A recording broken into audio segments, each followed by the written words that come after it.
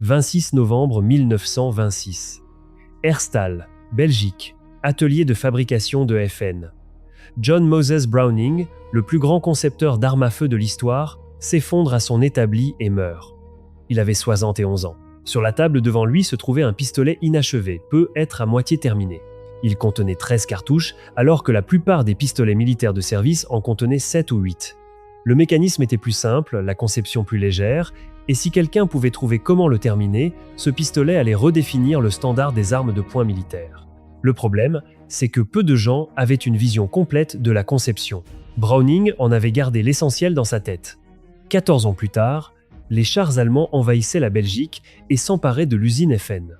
Ils trouvèrent le pistolet terminé, désormais appelé le Grande Puissance, et le mirent immédiatement en production pour la Wehrmacht. Au cours des 4 années suivantes, la Belgique occupée allait fabriquer plus de 300 000 de ces pistolets pour l'Allemagne nazie. Pendant ce temps, en Angleterre, l'homme qui avait réellement achevé la conception de Browning tentait désespérément de recréer les plans de production de mémoire pour que les Alliés puissent fabriquer les leurs. Voici l'histoire de la façon dont l'ébauche inachevée d'un Américain décédé est devenu le pistolet de combat le plus influent du XXe siècle, comment il a armé les deux camps d'une même guerre, et pourquoi les forces spéciales britanniques se battaient pour en obtenir alors que l'armée régulière refusait d'abandonner ses revolvers.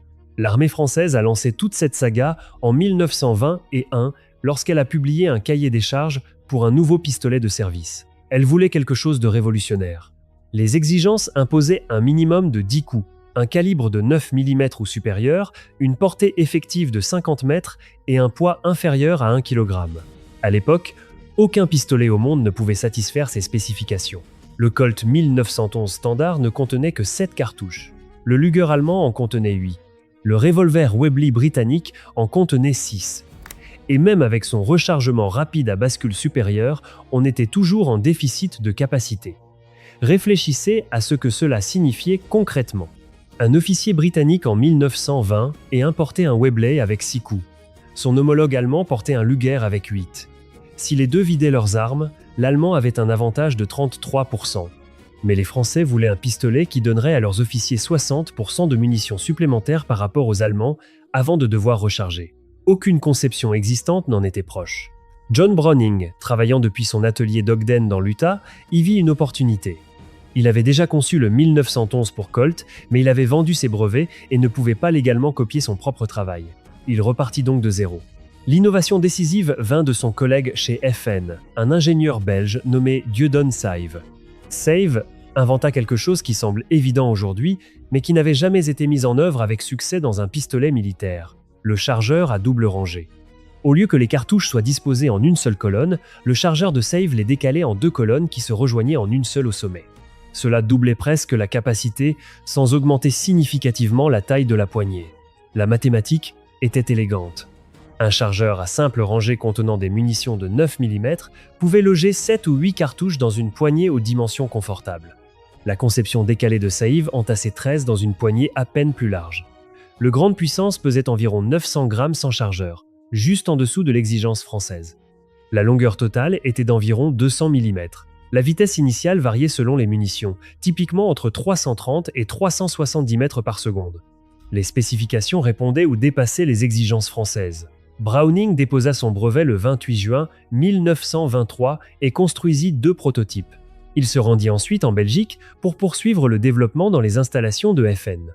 Il fit ce voyage à plusieurs reprises au cours des 3 années suivantes, peaufinant la conception, résolvant les problèmes d'alimentation, améliorant le mécanisme de détente. Il ne le vit jamais terminé.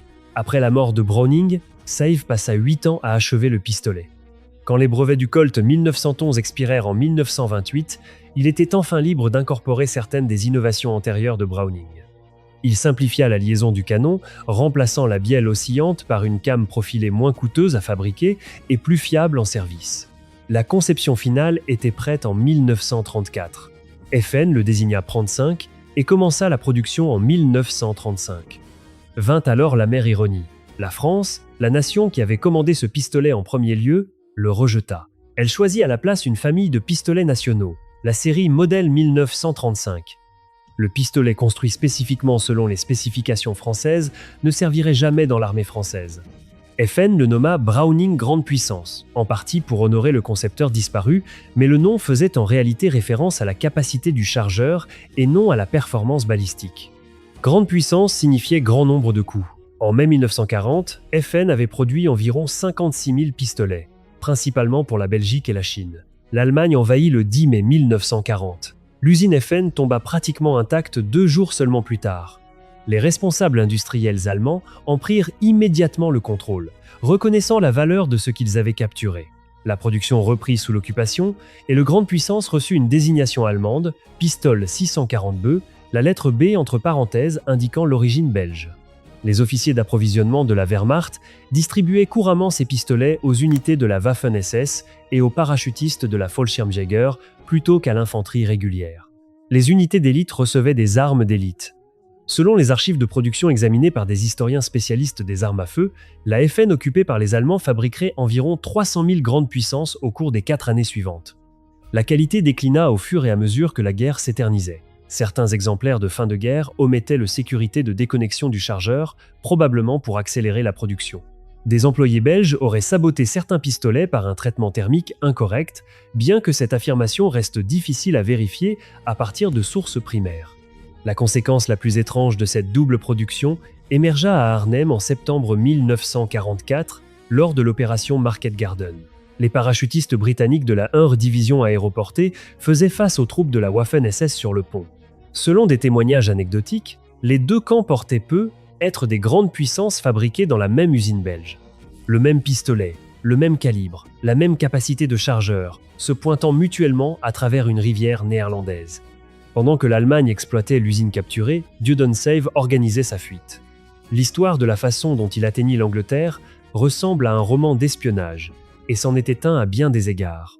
À l'ami, un 941, avec l'aide de la résistance belge, Saïve fuit vers le sud à travers la France occupée jusqu'à l'Espagne neutre, puis au Portugal, et finalement par bateau jusqu'en Angleterre. Le voyage prit des semaines. Des agents allemands surveillaient les frontières. La police française de Vichy contrôlait les papiers à chaque poste de contrôle. Save arriva sans plan complet. Certains dessins étaient restés cachés en Belgique, d'autres n'existaient que dans sa mémoire. À la Manufacture royale d'armes légères d'Enfield, département de conception à Cheshunt, il entreprit le travail minutieux de recréer les spécifications de production à partir d'une combinaison de documents partiels, de quelques exemplaires d'avant-guerre trouvés en Angleterre et de son propre souvenir des dimensions qu'il avait passé une décennie à perfectionner.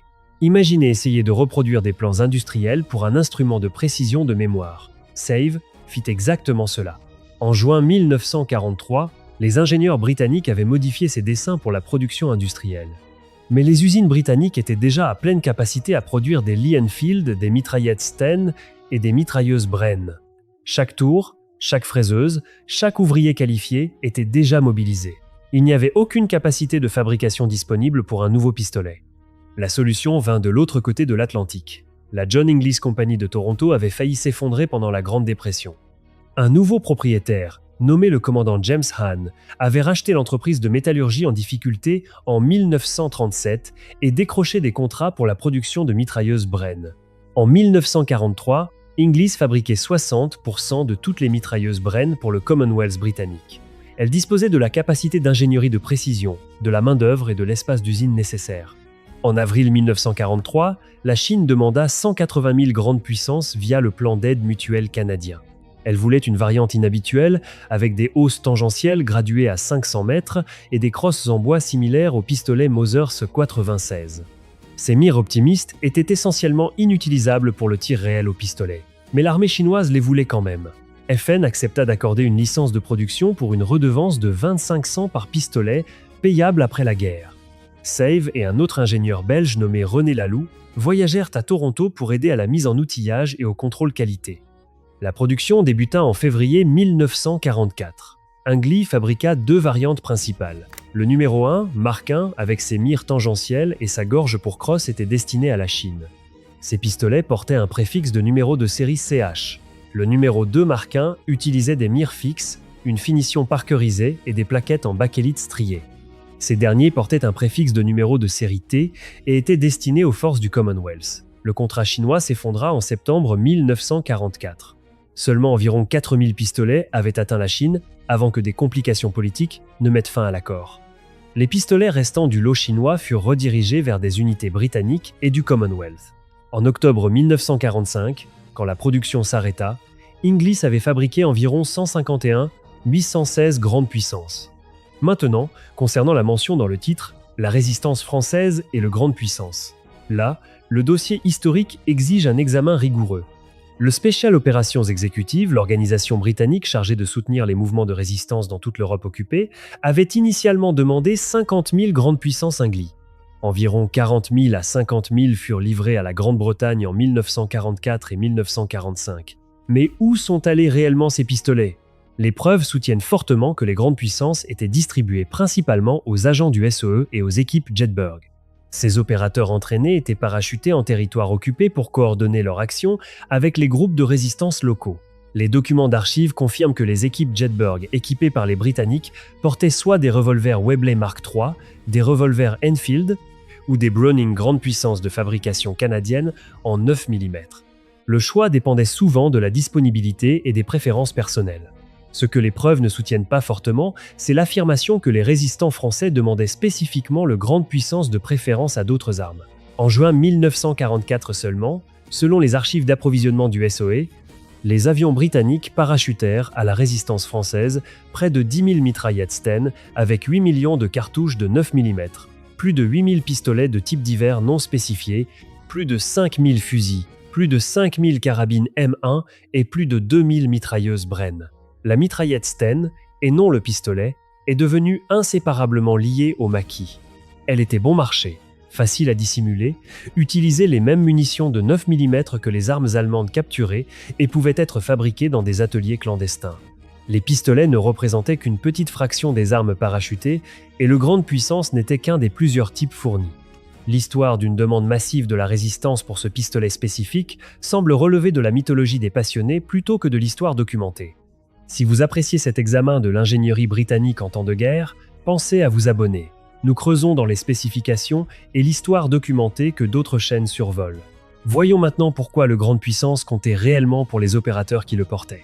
Pour les agents du SOE opérant seuls derrière les lignes ennemies, le grande puissance offrait de véritables avantages par rapport aux alternatives. 13 cartouches contre 6 dans un revolver signifiait plus du double de la puissance de feu avant de recharger. Dans une embuscade, à un barrage routier ou dans une planque compromise, ces cartouches supplémentaires pouvaient faire la différence entre la vie et la mort. La chambrure en 9 mm permettait le réapprovisionnement à partir de munitions allemandes capturées, la même cartouche utilisée dans les mitraillettes Sten et les MP40 allemandes. Un agent pouvait récupérer des munitions sur des ennemis tombés au combat ou effectuer des raids sur les dépôts d'approvisionnement allemands. La comparaison avec le Colt 1911 américain était tout aussi pertinente. Alors que le pistolet américain tirait la cartouche de calibre 45 plus lourde avec une plus grande puissance d'arrêt, il ne contenait que 7 cartouches. Un agent du SOE, armé d'une grande puissance, portait presque 2 fois plus de munitions dans une arme qui pesait moins lourd. Le profil plat se dissimulait également plus facilement sous des vêtements civils que le Colt plus encombrant. Pour un opérateur s'attendant à travailler sans réapprovisionnement, cet avantage en capacité était décisif. Beaucoup d'agents auraient apparemment mis leur pistolet en cache immédiatement après leur atterrissage, le risque de découverte lors des fouilles allemandes l'emportant sur les avantages à porter une arme. Ces armes en cache trouvaient parfois le chemin vers les groupes partisans locaux, une voie indirecte par laquelle les grandes puissances atteignaient les combattants du maquis. Mais c'était une distribution opportuniste, pas un approvisionnement systématique. L'armée régulière britannique resta obstinément attachée aux revolvers tout au long de cette période. Selon les historiens spécialistes des marchés militaires, la hiérarchie militaire britannique continua à maintenir l'idée conservatrice que les revolvers étaient plus robustes et plus précis que les automatiques jusque dans les années 1950. L'armée britannique fut la dernière grande puissance militaire à adopter un pistolet semi-automatique de service, attendant jusqu'en 1954, près d'une décennie après la fin de la guerre. Ce n'était pas parce que quelqu'un considérait le grande puissance comme inutile. Aucune preuve n'est apparue lors des recherches montrant qu'un responsable militaire britannique ait jamais utilisé cette qualification. La résistance venait de l'inertie institutionnelle concernant les armes de poing en général, et non d'une défaillance spécifique du grande puissance. Les forces d'opération spéciales qui avaient réellement besoin de pistolets pour le combat plutôt que pour la cérémonie adoptèrent le grande puissance avec enthousiasme. L'approvisionnement de l'armée régulière ne donnait tout simplement pas la priorité à la modernisation des pistolets. Le Special Air Service fit du grande puissance son arme de poing standard depuis la Seconde Guerre mondiale jusqu'au début des années 1990. La 6 Division aéroportée reçut de grandes quantités de pistolets Inglis en mars 1945 à temps pour l'opération Varsity, la traversée du Rhin. Ce fut la plus grande opération aéroportée en une seule journée de l'histoire avec plus de 16 000 parachutistes atterrissant à l'est du Rhin pour établir des têtes de pont en Allemagne. Les commandos appréciaient le grande puissance pour les opérations derrière les lignes ennemies. Les unités qui avaient besoin d'une puissance de feu moderne obtinrent une puissance de feu moderne. Les unités qui voyaient les pistolets comme des accessoires cérémoniels gardèrent leurs revolvers. Pour les opérations nécessitant une totale déniabilité, le SOE préférait des armes spécialement conçues et neutres comme le pistolet silencieux Welrod, fabriqué sans numéro de série ni marquage. Le grande puissance servait un rôle différent en tant qu'arme de poing à haute capacité pour les agents qui pouvaient avoir besoin de puissance de feu plutôt que de discrétion. Le siège de l'ambassade iranienne en 1980 fit connaître le grande puissance dans le monde entier quand les caméras de télévision captèrent des opérateurs du SAS les brandissant pendant le sauvetage. Les deux camps dans la guerre des Malouines de 1982 portaient des grandes puissances. Les 9 britanniques faisaient face aux pistolets FM argentins de production sous licence. Le même design, encore une fois, des deux côtés d'un conflit. Le véritable héritage du grande puissance émergea après la guerre. Adopté par plus de 50 armées dans 93 pays, il devint ce que le 1911 était pour l'Amérique, le pistolet militaire standard pour la plus grande partie du reste du monde. Les forces armées britanniques l'adoptèrent officiellement en 1954 et le conservèrent jusqu'en 2013, une durée de service de 59 ans. Le Canada garda le sien jusqu'en 2024, soit 80 ans de service continu. Le chargeur à double colonne de Saive devint le modèle pour chaque pistolet de combat moderne. Le Beretta 92, le CZ75, le SIG P226, le Glock 17, tous descendent de l'innovation que Saive développa pour répondre à une exigence française que la France elle-même rejeta. Le mécanisme à recul court à canon basculant que Browning conçut apparaît dans presque chaque pistolet semi-automatique fabriqué aujourd'hui. Certains historiens arguent que le grande puissance appartient davantage à Saive qu'à Browning, étant donné l'ampleur du travail qui restait à accomplir après la mort de Browning. Ce qui ne peut être contesté, c'est que les deux hommes créèrent quelque chose qui leur survécut de plusieurs générations. Browning International annonça la fin de la production du grande puissance en 2018, clôturant l'une des plus longues séries de production d'armes de poing de l'histoire des armes à feu. Une version modernisée fut réintroduite en 2022, mais avec une conception interne différente. Le mécanisme original de Browning et Saive, perfectionné au fil des décennies mais fondamentalement inchangé depuis 1935, avait finalement achevé sa carrière. Revenons à cet établi à Herstal, en novembre 1926. John Browning mort à 71 ans, sa dernière conception inachevée sur la table devant lui. Il ne pouvait pas savoir qu'un ingénieur belge passerait 8 ans à terminer son travail, puis fuirait l'occupation nazie pour recréer des plans de production de mémoire en Angleterre. Il ne pouvait pas savoir que son pistolet armerait les deux camps d'une guerre mondiale, fabriqué dans la même usine occupée pour des ennemis qui se faisaient face sur les champs de bataille européens. Il ne pouvait pas savoir que son chargeur de 13 coups resterait la référence pour la capacité des pistolets militaires pendant les 50 années suivantes. Le grande puissance ne fut pas rejeté comme inutile. Il ne fut pas l'arme la plus demandée de la résistance française. Ces affirmations ne résistent pas au contact avec les sources primaires. Ce qu'il fut, documenté et vérifié, c'est le premier pistolet militaire à haute capacité réussi, le modèle de la conception moderne des armes de poing, et l'arme de poing préférée des forces spéciales britanniques qui comprenait que dans la guerre clandestine, la capacité en munitions sauve des vies. Browning mourut avant de le terminer. Saive le compléta. Des ouvriers canadiens le fabriquèrent. Des commandos britanniques le portèrent. 93 nations l'adoptèrent. Les chiffres le prouvent. Les documents le confirment. L'ingénierie britannique achevée par le génie belge, fabriquée dans des usines canadiennes, créa un pistolet qui façonna chaque arme de poing de combat qui suivit. Ce n'est pas un mythe. C'est de l'histoire vérifiée.